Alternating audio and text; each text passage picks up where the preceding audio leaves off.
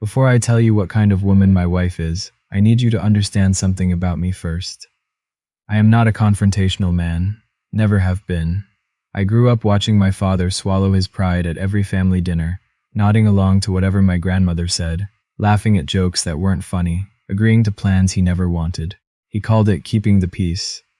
I called it something else, but I didn't have a better word for it until I was about 52 years old, standing in our kitchen at 11 o'clock at night, reading a text message on my wife's phone that made my jaw go tight in a way it hadn't in years.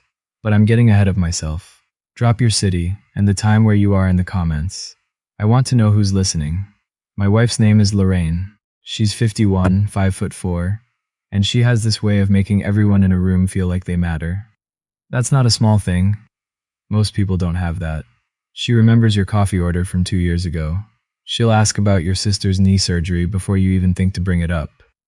She bakes a lemon pound cake every time someone in the neighborhood has a baby, and she has never once expected anything in return for any of it. That's who she is. That is the woman I married 27 years ago in a church outside of Columbus, Ohio, and I have never for 1 second taken that for granted.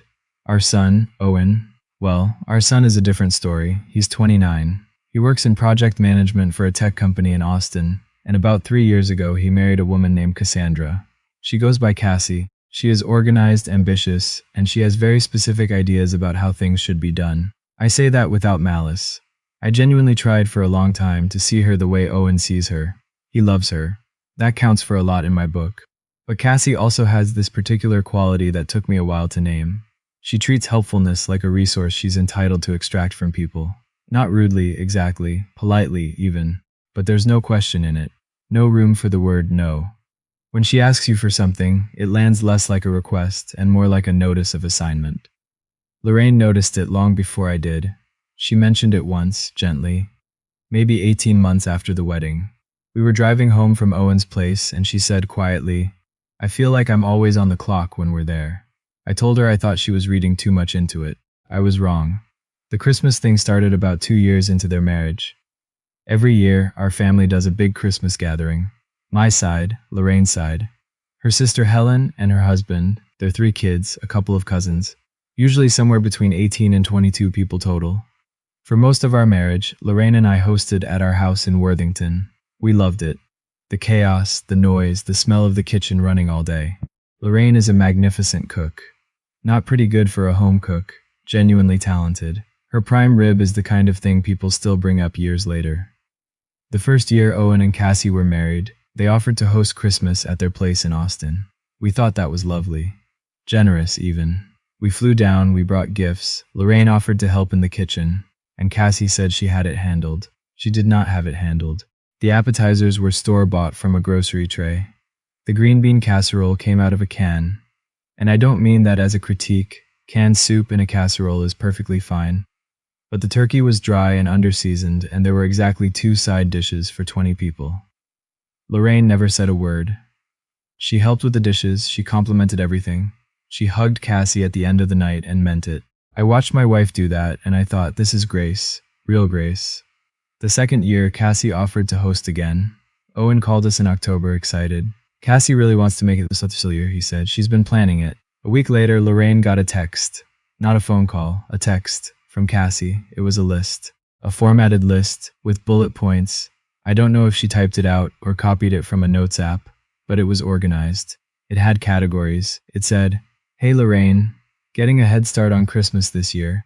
Here's what I'm thinking for the menu. If you could handle the items starred, that would be so amazing. We're expecting around 22 people this time, including Mark's parents and a few of Owen's colleagues from work. The starred items: prime rib, full roast, minimum 8 pounds, from scratch. Her preference was dry age if possible. Mashed potatoes, scratch, not boxed, for 20+ people. Homemade dinner rolls, 2 dozen minimum. Green bean almondine, roasted Brussels sprouts, gravy from the roast drippings, a cheese and charcuterie board for appetizers. And this is the one that stopped me when Lorraine read it to me out loud. A bûche de Noël, a Yule log cake, from scratch. Because Cassie explained in the text, Owen mentioned your mom used to make one and I thought it would be such a meaningful touch. 8 items, for 22 people. At their house, 2 states away. Lorraine would be cooking this in a kitchen she didn't know. with equipment she hadn't used, starting early on Christmas morning, for a gathering that included her son's work colleagues and people she'd never met. Lorraine showed me the text and didn't say anything. She just held the phone out. I read it twice. I said, "What are you going to do?" She said, "I don't know. I don't want to make things difficult." That phrase. I don't want to make things difficult. I have heard my wife say that phrase more times than I can count. She says it about her own comfort, her own time, her own limits, never about anyone else's. And something about hearing it right then, in our kitchen on a Tuesday night in October, sat wrong with me. Not explosively wrong, just quietly, persistently wrong. Like a stone in your shoe that you keep thinking you'll deal with later. I asked her if she wanted to do all of that. She was quiet for a moment, then she said, "I think she means well." That wasn't an answer to my question. I let it go. Lorraine texted back the next day. She was warm about it. Of course she was. She said she'd be happy to help with the prime rib and the mashed potatoes, and she could probably do the dinner rolls too, but the bûche de Noël was a significant undertaking, and she wasn't sure she'd have the time or the counter space in an unfamiliar kitchen. She asked if maybe they could split a few of the other items with other family members, or simplify some things. Cassie replied within an hour. "Oh, of course, totally understand. I figured since you're basically the expert it would mean so much more coming from you. But no worries, I'll figure something out." The guilt trip was so smooth you could have sanded a floor with it. Lorraine made the bûche de Noël. She practiced it twice in November to get it right. She spent probably $40 on the specialty ingredients. She stayed up past midnight on Christmas Eve getting the layers right, so they'd travel safely in a cooler on the flight. I carried that cooler through Austin Bergstrom Airport, and I smiled and said nothing. Cassie didn't mention it at the table, not once. She thanked Owen's colleague's wife for bringing a bottle of wine. She thanked her own mother for a bag of store-bought cookies. The cake sat at the end of the table, and people ate it and complimented the dinner, and Cassie accepted all of it. In the car on the way to the hotel, we stayed at a Marriott nearby because there wasn't room at their place. Lorraine looked out the window and said, "That was a nice Christmas." I looked at her. I didn't say what I was thinking. We got home after New Year's and life moved on, the way it does. I coached youth baseball in the spring. Lorraine took a watercolor class at the community center. Owen called on Sundays. Cassie was cordial on those calls, pleasant, asking about our weekends. Normal enough, then September came around. Owen texted both of us this time, a group thread, to say they were so excited for Christmas and that Cassie had already started planning. I felt something tighten in my chest. The text from Cassie came 11 days later, again to Lorraine, again a list. This time there were 11 items starred. The party had grown. Somewhere around 26 or 28 people, Cassie wrote, because they were inviting Owen's entire team this year, plus a client and his wife. She mentioned a dietary restriction for one guest, no gluten, and asked if Lorraine could keep that in mind throughout. She included a note at the bottom. "I know it's a lot, but honestly no one does it like you do, Lorraine. It wouldn't feel like Christmas without your touch on everything." Lorraine read it and put the phone face down on the counter. She didn't say anything, neither did I, for a few minutes. I poured us both a glass of water and sat down across from her at the kitchen table. I said, "Lorraine." She said, "I know." I said, "What do you know?" She looked at me, and for the first time, I mean genuinely the first time in all of this, she said, "It's too much. It's always been too much. I just didn't want to be the one to say it." I put my hand on top of hers. I said, "Then don't. I'll handle it." She looked at me with this expression I hadn't seen in a while. Not relief exactly. More like recognition. Like she was seeing the version of me she'd married, the one who was supposed to stand next to her, and realizing he'd been missing for a stretch and was finally back. I want to be honest here. I didn't call Owen right away. I thought about it for a few days. I turned it over. I'm a planner by nature. I spent 30 years in logistics before I semi-retired, and I don't make moves without thinking them through, so I thought it through. And here's what I kept coming back to. My wife had made that cake from scratch at midnight in November. She had practiced it twice. She had carried it through an airport in a cooler. She had stood in a kitchen that wasn't hers for the better part of Christmas morning, cooking food for 22 people, and nobody had thanked her by name, not once. And now we were being handed a bigger list. A list that had grown by 3 items and 6 guests, and the message attached to it was not a request. It was an expectation dressed up in a compliment. So I made a plan. I didn't tell Lorraine everything right away. Not because I was hiding it from her, but because I wanted it to be something she could just receive. Something she didn't have to help arrange or feel guilty about. I called my old college friend Barry. We've been friends since Ohio State, 1989, and I asked if he and his wife Donna were doing anything for Christmas. Barry has a place in Asheville, North Carolina. Renovated farmhouse on about 4 acres, back deck that looks over a ridge. He's been trying to get us up there for the better part of a decade. He said, "Are you kidding me? Get up here." I booked 2 flights out of Columbus. December 23rd, returning the 27th. I booked them that same evening. Then I started figuring out what to say to Owen. I called him on a Sunday, the way I usually do. We talked for a while about his work, about a trip he and Cassie were planning in the spring. Then I said, easy as I could, "Hey, I want to give you a heads up on Christmas. Lorraine and I aren't going to be able to make it down to Austin this year." Silence for a second. He said, "What? Why not?" I said we'd made other plans, that we were going to visit friends in Asheville. I kept my voice level, no anger in it, no accusation, just a simple statement of fact, the same way I'd tell him about a schedule conflict with anything else. He said, "Dad, Cassie's already been planning everything." I said, "I understand, but we won't be there." Another pause, longer this time. He said, "Can I ask why this is the first we're hearing about it?" I said, "It's the first because I'm telling you now." I heard him exhale. He said, "Is this about the list?" I said, "I think you already know the answer to that." He was quiet for a while. Then he said, "Mom should have just said something if it was too much." And that landed differently than he probably intended it. I kept my voice even. I said, "Owen, your mother has been saying something in every way except the exact words, and the message hasn't been getting through. So I'm saying it now, directly.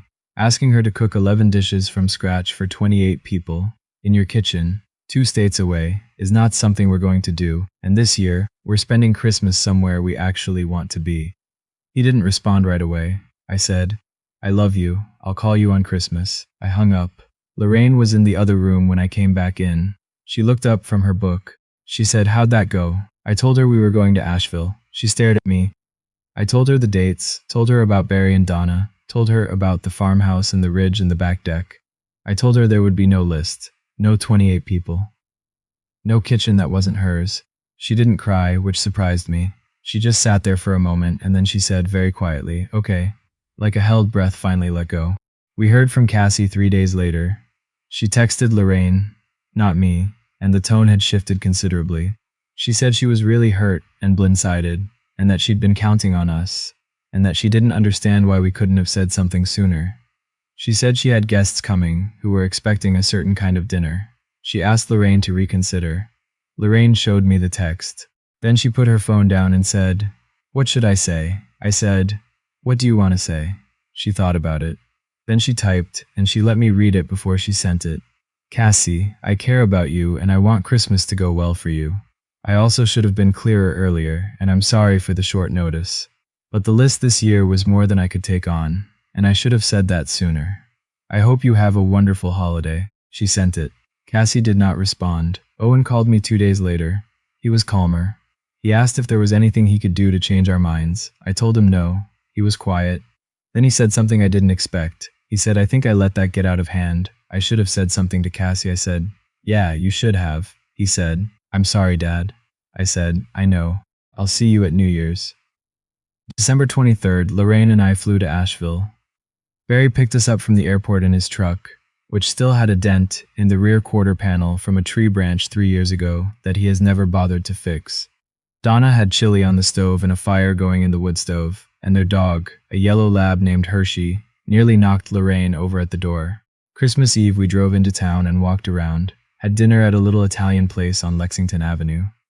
Christmas morning, Barry made biscuits, and we drank coffee on the back deck with blankets on our laps, watching the ridge go gold in the early light. Lorraine didn't cook a single thing the entire trip, not because anyone asked her not to. Donna shooed her out of the kitchen every time she offered. She just existed. She read her book. She played cards. She took a long walk with me on Christmas afternoon on a trail that wound through bare-limbed trees up to a rock overlook. We stood up there for a while without saying much. She said, "I forgot what this feels like." I said, "What does it feel like?" She said, "Like I'm a person and not a service." I didn't say anything. I put my arm around her and we stood there until our feet got cold and we had to head back down. Owen texted on Christmas afternoon. Just, Merry Christmas, Mom and Dad. Love you both. Lorraine texted back a photo of the ridge view. He sent back a single heart. Cassie did not reach out on Christmas. She reached out the day after. A longer message this time to Lorraine again. The tone was different. Less hurt, more measured. She said she'd done a lot of thinking. She said she realized she'd been putting too much on Lorraine's shoulders without ever asking if it was okay. She said she was sorry. She asked if they could talk sometime after the new year. Lorraine read it and was quiet for a minute. Then she said, I think she means it this time. I asked what made this different from the other times. She said, because she didn't ask me for anything. We flew home on the 27th. The house felt warm when we walked in. Our own kitchen, our own coffee maker, our own couch. Lorraine made eggs and we sat at the table, and I told her about a barbecue place I'd read about in Asheville that I thought we should go back for someday. She said she thought that sounded exactly right. She and Cassie talked on the phone in the second week of January. I don't know everything that was said. Lorraine told me it was a real conversation, the kind they'd never quite had before. Cassie apparently admitted that she'd been treating the holidays like an event to be managed, instead of a time to be shared. She'd grown up in a family where logistics were always someone else's job, and she'd carried that assumption into her own home without examining it. Lorraine told her, I want to be your family. I don't want to be your caterer, Cassie said. I know, I'm sorry. That was the beginning of something that felt, for the first time, like it might actually hold. I think about my father sometimes, nodding at those dinners, keeping the peace the only way he knew how, which was by taking up less and less space until there was almost nothing left of him in the room. I used to think that was a character flaw. Now I think it was just the only tool he had. The night I called Owen and said simply, we won't be there, that was not a dramatic moment. There was no shouting, no ultimatum, no scene. Just a clear sentence said in an even voice. And somehow that was the most powerful thing I'd done in years. My wife is a woman who gives and gives and assumes that the people around her will eventually notice the cost. Most of the time, in small ways, they do. But sometimes they don't, not because they're bad people, but because nobody ever pointed it out. So I pointed it out. Quietly, without ceremony, and we spent Christmas on a ridge in the mountains with good friends and a yellow lab and biscuits from scratch. The only thing made from scratch that weekend, and it was the best holiday we'd had in a long time. Lorraine still talks about that view from the overlook. She took a watercolor class in the spring, and she painted it from the photo she'd taken on her phone. The bare trees, the pale winter sky, the ridge going gold. It's hanging in our hallway now. Every time I walk past it, I think, that's what it looks like when you finally make room for yourself. Not dramatic, not loud, just clear and quiet and worth it.